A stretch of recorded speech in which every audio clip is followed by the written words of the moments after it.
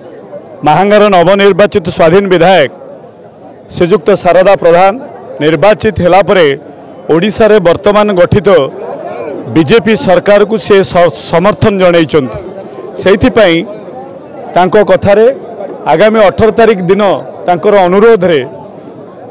आगामी 18 तारिख दिन ओडिशार नूतन भाव निर्वाचित होता मुख्यमंत्री श्रीजुक्त मोहन माझी एवं केंद्र शिक्षा मंत्री श्रीजुक्त धर्मेंद्र प्रधान एवं केन्द्रापड़ार सांसद श्रीजुक्त बैजयंत पंडा एवं कटक सांसद श्रीयुक्त भर्तृहरि महताब अहमद बक्स उच्च विद्यालय हीरक जयंती उत्सव जोगदेवे एवं ये कार्यक्रम को श्रृंखलित करने मान्यवर विधायक अध्यक्षतार स्कूल परिसर में यह पूर्व 2 थर बैठक हो जाइए। पुरातन छात्र एवं वर्तमान छात्र विद्यालय प्रधान शिक्षक एवं समस्त शिक्षक एवं अंचलवासी आम मान्यवर विधायक श्रीयुक्त शारदा प्रधान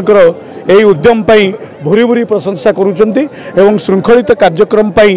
आम अंचल आम पुरातन छात्र संसद अहमद बक्सर समस्त सहयोग रही पुरातन छात्र संसद तरफ